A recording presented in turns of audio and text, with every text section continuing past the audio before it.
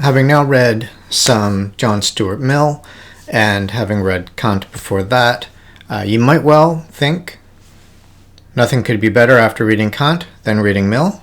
So happy day, we get some more Mill. We're moving on to the second essay the second chapter rather, of his On Liberty, of Individuality as one of the elements of well-being.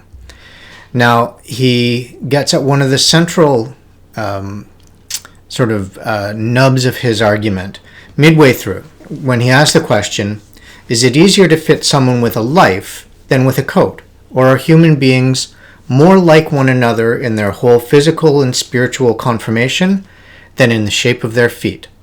It's a rhetorical question. He's making a case that, of course, individuality is far more varied than that. And so the idea of tailoring a life is a crucial one. Having a sort of one-size-fits-all life is not, to his mind, helpful toward well-being. It doesn't help achieve well-being.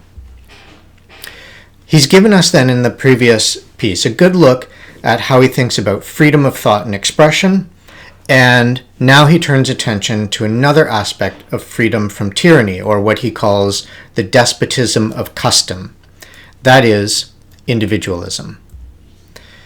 He opens by asking whether the principles he established with respect to free speech in the previous chapter, should not also apply to people's action. Quote, to carry out their lives without hindrance, either physical or moral, from their fellow men, so long as it is at their own peril. And this idea of the freedom to do things so long as it is at your own peril and no one else's peril will become a central feature of the argument that he makes. He articulates his limitation on action in contrast to speech, and of speech along parallel lines. Speech or action that harm or incite harm to another person or to a group may, sometimes must, be controlled either by public disapproval or by direct interference. So you're free to act in any way up to the point of harming another person. He says, if he refrains from molesting others in what concerns them, and merely acts according to his own inclination and judgment in things which concern himself, the same reasons which show that opinion should be free prove also that he should be allowed, without molestation, to carry his opinions into practice at his own cost. So again, this idea that as long as you are the only one bearing the cost of your actions, you should be unrestrained in what you do. The moment, though, that your speech or your action harms another, that's where you run into legitimate limitations on what you may say and do. The principles that apply to opinions or speech in the previous chapter then also have their own corollaries for action. The same principles extend to action. Why? Well, humans are fallible. So just as we can be mistaken in the opinions that we hold and only can gain correctives through exposure to other people's opinions, through holding the opinions up against one another, testing them out, that same fallibility extends to action. For the most part, then, we only possess, as individuals, partial truths. Unity of opinion, then, unless rigorously tested, is undesirable.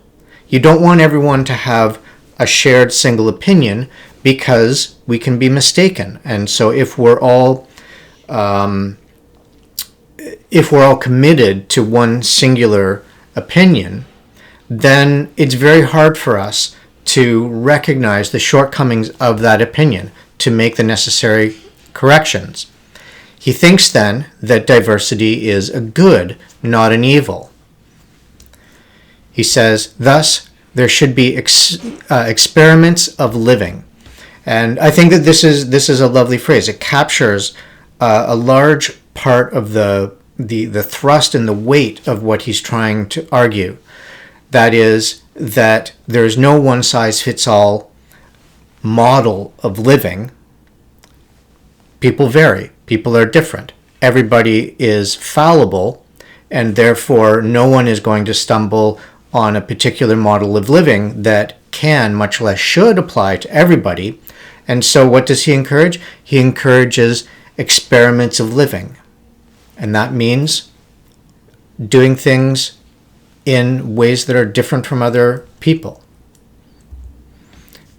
Put differently, he says, it is desirable, in short, that in things which do not primarily concern others, individuality should assert itself. So that individuality should have free rein in areas that don't concern other people. By extension, when traditions or customs of others set the rule for conduct, the crucial ingredient of happiness, individuality, is missing. Now, he's perhaps sliding something in here a little bit surreptitiously. You'll remember that one of the principles of utilitarianism inherited from Jeremy Bentham is the pursuit of the greatest happiness for the greatest number, the greatest good for the greatest number. So that utility is the metric or the measure of utility is happiness. And so you could think then of Mill kind of slyly, or there's nothing nefarious about it actually, just of subtly, let's say, subtly slipping in this idea that there's a connection between individuality and utility, so that there's a way that individuality is positively connected to ideas of the good.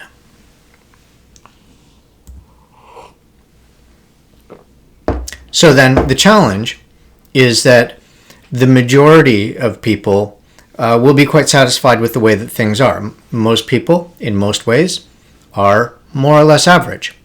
It makes sense, right? Not everybody can be extraordinary. So then, if the majority of people have brought about a set of circumstances just by virtue of being the majority and are satisfied with those, it's very hard for that majority then to see why this shouldn't be the same for everybody. Why what works more or less well for them should not apply to everybody uniformly, universally. The development of individuality, though, depends upon freedom and a variety of situations, as he puts it. These are the prerequisites of originality, and he thinks that all of human progress is connected to the exercise of originality, that without that you get social stagnancy, and that this is not a good, that this does not help produce greater good, greater happiness, greater utility, and therefore the greater freedom that individuality has to show itself, to experiment with life, the greater good that you get.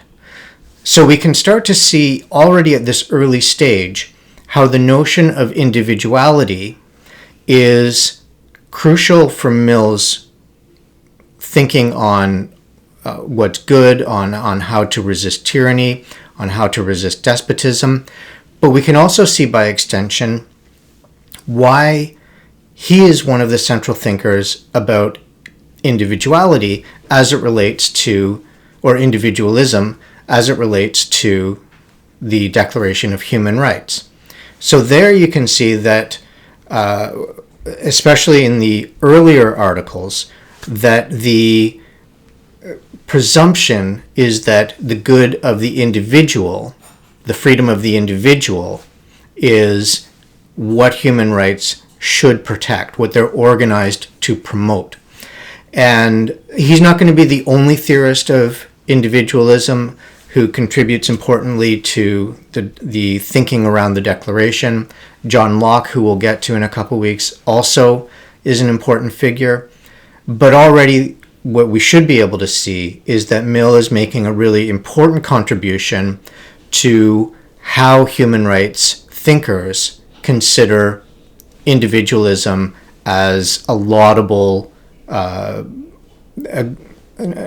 goal and as something important to protect. Despotism or tyranny, on the other hand, would be things that human rights resist, in particular in the way that they stifle individuality, in the way that they persecute the expression of divergent opinions. So then, just to remember what we're talking about, development of individuality depends upon freedom in a variety of situations. These are the prerequisites of originality. So then, others' traditions and customs reveal what experience has taught them. So it doesn't necessarily have any important lesson for other individuals, because it will be specific to those who preserve those traditions and customs in a way. Their experience may be limited, or they might not be interpreting their experience especially well. Think back to what he said just a couple slides ago. We're fallible. And because humans are fallible, then we may not be especially good at interpreting the importance of our traditions and customs, what they actually provide to us. Even if they do correctly interpret the traditions and customs, that doesn't mean that they're going to be suited to others. So that your traditions and customs may not be well suited to me. And this is the thing that Mill wants to get at, is that these experiments with life that he wants to encourage can be suffocated by an insistence on adhering to traditions and customs of others. So then, even if custom is correctly interpreted and suitable for oneself, there's still another step, and that is that conforming to a custom as custom does not educate or develop anyone in distinctively human qualities. So then just mindlessly pursuing custom because it's custom, in a way it shuts down what makes us distinctively human. That is, our ability to consider these things our models for life for ourselves. So then we exercise these qualities, these distinctively human qualities, reflection, reason, and so forth, only by making choices. So that when we are simply following and allowing customs to make choices for us, we're not making those choices for ourselves. And so then we're denying a particular kind of human faculty, a human quality. Custom does not encourage us to exercise discernment, to make choices based on our own discernment. It encourages obedience, conformity. So then on this he says, he who lets the world, or his own portion of it, choose his plan of life for him, has no need of any other faculty than the ape-like one of imitation. He who chooses his plan for himself employs all his faculties, discernment, choice, reason, and so forth. So then you can see then that in the one case, blindly following, imitating, you're not exercising anything that Mill would call freedom. Whereas when you make choices, discern for yourself what is the plan of life that suits you, then you're exercising freedom by employing your faculties to work out your own ends for yourself, to work out your own plan of life for yourself, to figure out how you can get, to follow his metaphor, the coat that's tailored for you. So then the notion of using all of one's faculties is important for Mill because he thinks that people act badly not when they have strong impulses. So strong impulses, having a certain kind of vitality, that's not the problem. The problem is that when you have strong impulses, but you don't have a strong conscience to balance them. So that acting on strong impulses without considering applying your conscience to those impulses, that's where the problems begin. He thinks then that it's vital to individual character to develop strong desires. These desires are, after all, your desires. If you simply inherit them from someone else or from the customs that come before you, then there's a way that you're substituting custom for character. The development of strong desires, then, and a strong conscience counterbalancing, that is, for him, what character is. So then strong impulses plus a strong will or a strong conscience, that's what makes for an energetic character. By contrast, sort of slavishly following the dictates of your customs, of, so to speak, your culture, that diminishes your character. It reduces individuality. It reduces originality. Why? Because you're simply adopting the script that has been handed to you instead of, as it were, writing the script for your own life. So then you have a dilemma. A weak society will be unable to exert control over those with strong impulses, and that means that they can fall sway to those with the strong impulses. They can be prone to despots who will wish to allow the strength of their impulses to command what everybody will do, to make decisions for others that suit one's own impulses as the despot. The flip side of that, though, is that an overly strong society is going to stifle individuality. It will not allow for the free play of will that doesn't, of course, harm anyone else. So then, in those circumstances, its members won't consult their own judgment. They won't rely on their own character, but will only act according to the customs that they inherit and that surround them, and by extension then will shun eccentricity, will shun divergence from the norm, from what is customary or traditional. Now, with this, Mill brings his thinking back to utilitarian principles, describing the value of individuality as our nobility and beauty. He says, in proportion to his individuality, each person becomes more valuable to himself and is therefore capable of being more valuable to others.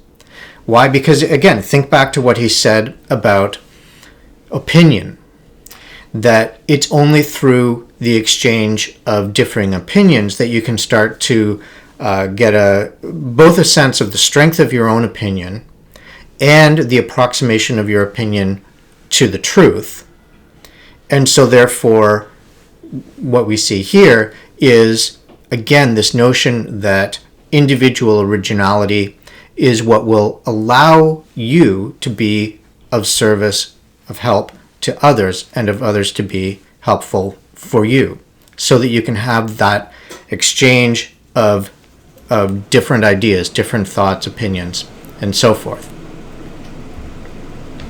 So then, restraining people in things that affect only themselves and not others, simply because they're different or displeasing, is not only unjust for that individual, but impedes the development of character.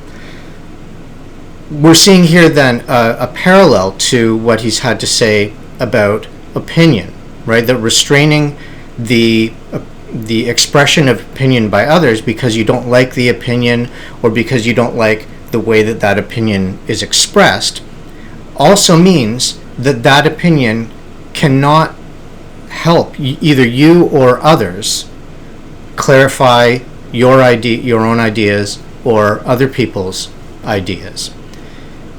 It amputates that opinion before it can reach out to be of some service to others, to have some utility. So then the individual source of, or the individual's contribution to society, rather, is this development of individual character, being able to see and think about things in distinctive ways that will allow others to see things in a light that they would not have arrived at all on their own. The crushing of individuality, by contrast, is despotism. Despotism, he thinks, is indefensible exactly because, as he puts it, it is only the cultivation of individuality which produces or can produce well-developed human beings. The crushing of individuality by despotism, then, will produce ill-developed human beings. So then, what is the social cost of despotism? It is the loss of originality. Originality, again, being the engine, in Mill's view, that drives human progress. Without originality, we get stagnation. Our community, our society, he thinks then, will sort of stall out. We won't be able to innovate in any way that will bring about greater good for the greater number. So then originality is the possibility to discover new truths, to reveal where old truths are no longer true, and to generate new practices, more enlightened conduct. Right, so we could think of this then in relation to, say, the legalization of marijuana in many states over the last 15 years. At one point, that was unthinkable. It was taken as an axiomatic truth that marijuana was simply a kind of social evil. Now, over time, opinions on this started to change, in part because there were those who dissented from that view, who were able to demonstrate that no, it actually can have a whole host of salutary effects.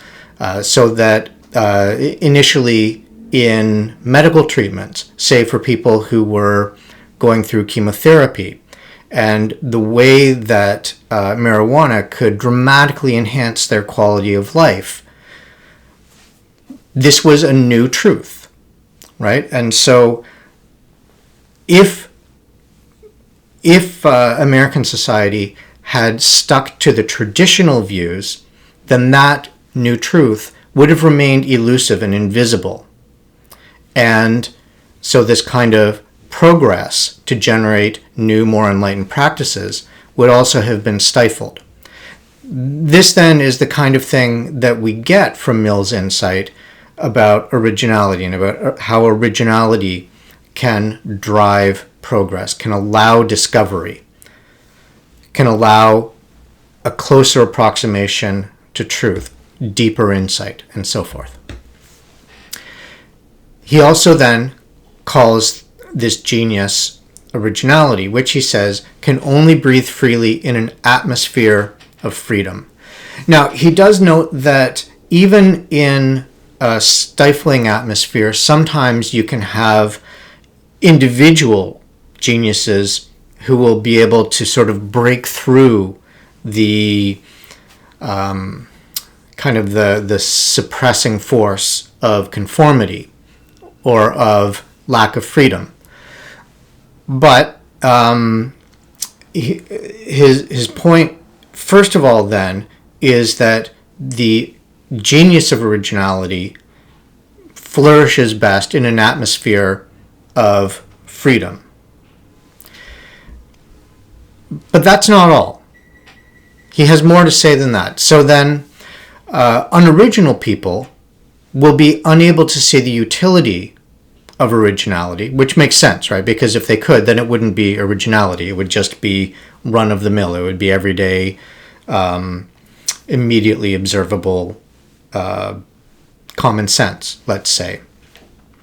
So then, this atmosphere of freedom that allows the blossoming of originality will also do a service for them.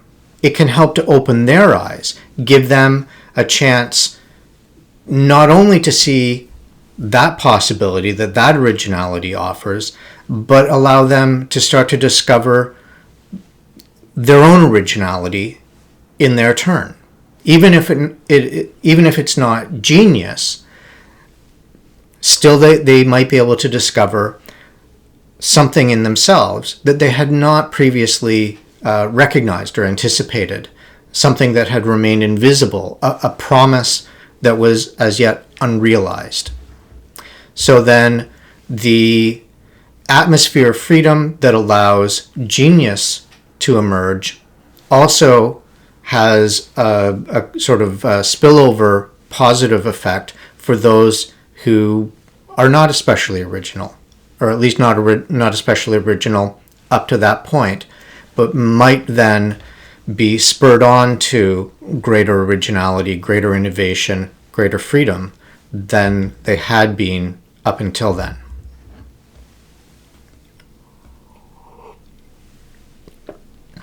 Importantly, though, and this goes back to the comment that he was making a short time ago about the weak society and individuals with strong impulses, it is not for the genius to force his or her genius on others, for example, by becoming a despot. And then, to harken back to the first essay, presuming his or her own infallibility, right? By contrast, Mill says, all he or she can claim is freedom to point the way.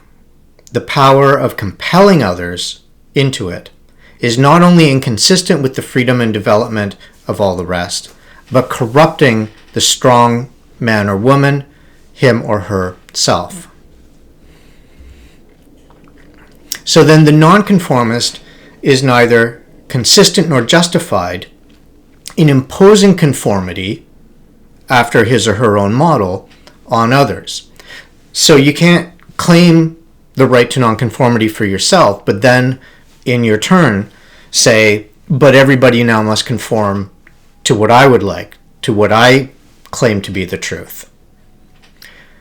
Rather, it's providing the example of the originality that you're able to exercise in this atmosphere of freedom, and allowing the freedom for others both to discover the wonders of that originality and to discover their own originality in turn.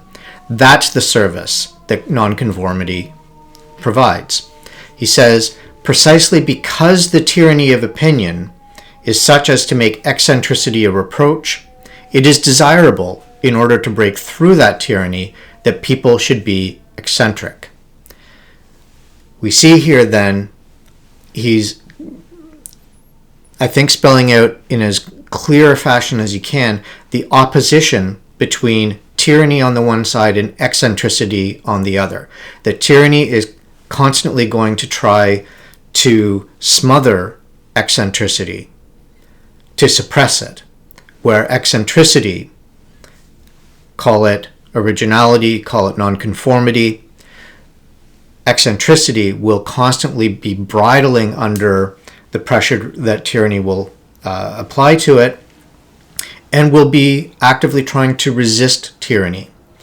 And his point then is that it actively tries to resist it not only on its own behalf, but on the behalf of others who have so far perhaps led lives of conformity, but through exposure to eccentricity, to difference, will start to be able to entertain different models for their own lives.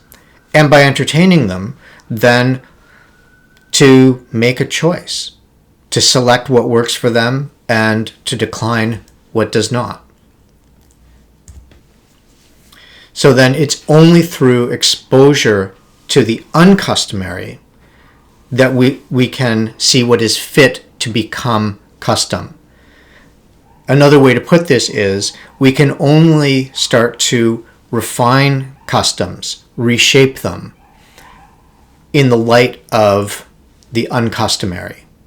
That's the only way that we can start to evaluate our current customs and traditions, right? By having something to compare them against. This should sound a lot like what he had to say about opinion and the differences in opinion that allow the participants in a discussion to discover the strengths and weaknesses of their own opinions and to develop a greater appreciation for the truth in an opinion that they had not considered or that they might have denied up until this point. So then there's no single template or model of life that suits all. Again, his idea of the coat that's tailored to you as an individual. So the mode of life best suited to a person is the one that person works out. Not because it's the best in general, because there's no such thing, he thinks, as the best in general, but because it is his or her life. And you get there by experimentation, right? You discover the life that's suited to you by experimentation, not by adopting the customs or the imperatives of the society around you, but rather by experimenting to see what works best for you. What is the life that is tailored for you? It's only in this way then that an individual can become a model to others. Not a model saying, do as I do, but rather a model that says, experiment as I experiment. Find your own way, in short. He says, the despotism of custom is everywhere the standing hindrance to human advancement. So again, immediately we can see the utilitarian influence in his thinking, that human advancement, the achievement of greater good for the greater number, is actively resisted by despotism. So the despotism of custom is everywhere the standing hindrance to human achievement, being in unceasing antagonism to that disposition to aim at something better than customary, which is called, according to circumstances, the spirit of liberty or that of progress or improvement. The only unfailing and permanent source of improvement is liberty, since by it there are as many possible independent centers of improvement as there are individuals, right? And so that the idea here then is that when you get a proliferation of individuals, a proliferation of